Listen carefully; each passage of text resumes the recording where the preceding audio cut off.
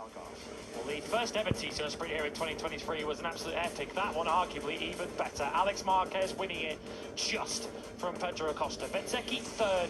Fabio Quartararo a slightly distant fourth. He held off Fabio Gian Antonio later. Fermin Aldeguer and Joan Zarco, as we saw, both past Pecco Bagnaia, meters from the line, relegating him to 8th. Brad Binder, the final point scorer, in 9th. Paul Espargaro, well, he missed the point by just over a second. He held off Iagura for 10th. Nicolo Buliga crashed